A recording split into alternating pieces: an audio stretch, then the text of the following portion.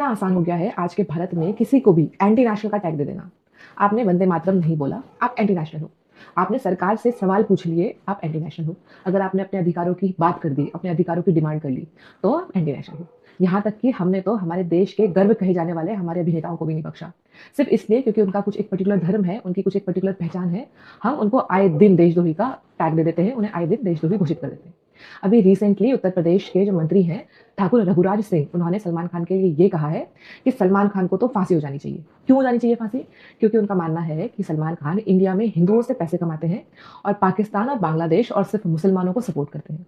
इसके साथ ही रघुराज ने ये भी कहा कि सलमान खान को पाकिस्तान से प्यार है, सलमान खान को पाकिस्तान चला जाना चाहिए और वो एक देशद्रोही है। कि सलमान खान देशद्रोही है, सलमान खान को पाकिस्तान से ज्यादा प्यार है, पाकिस्तान चला जाए, क्योंकि हिंदुस्तान के हिंदुओं को अपना नैन मटक्का दिखाकर पैसा कमाता है और पाकिस्तान को सपोर्ट करता है, बांग्लादेश को सपोर्ट करता है, केवल मुसलमानों को सपोर्ट करता है और हिंदुओं से कमाता है। तो ये देशद्रोही है, इसको तो फांसी होनी चाहिए। और तो मैं हिंदुस्तान के हिंदुओं से अपील करना चाहता हूं कि इसकी पिक्चर कदापि न देखें। ये बेईमान है, चोर है, डकैत है और ये बदमाश भी है साथ साथ, क्योंकि हिंदुस्तान का पैसा चुराकर पाकिस्तान भेजता है। तो इसलिए इसको तो फांसी होनी चाहिए। अपने इस बयान के बाद नेक्स्ट डे ठाकुर रघुराज सिंह वापस से मीडिया के सामने आते हैं और वो ये कहते हैं कि उनसे गलती हो गई।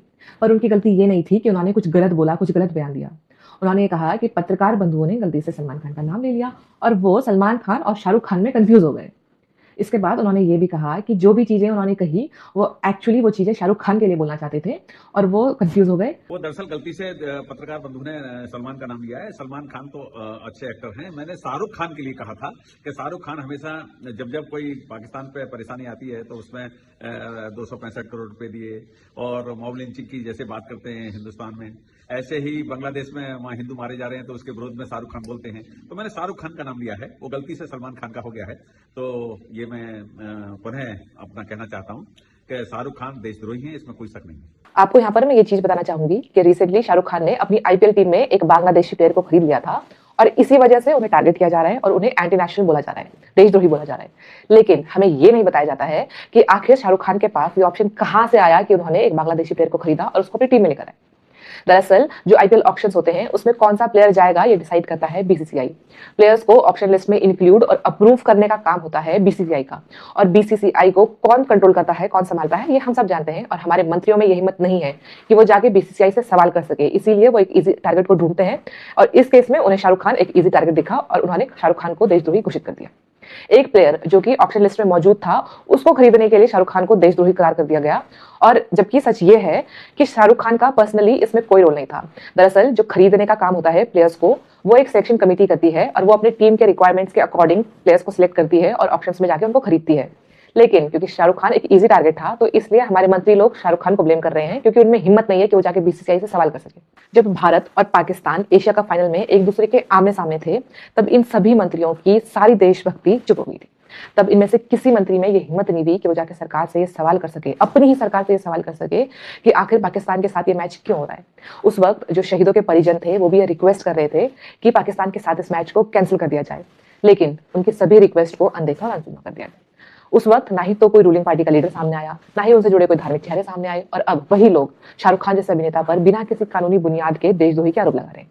वैसे भी ये ऐसा पहली बार नहीं हुआ है कि किसी नेता ने इस तरह से शाहरुख, सलमान या आमिर पर देशद्रोह के आरोप लगाए हों और उनको इस तरह से घेरने की कोशिश करी हो।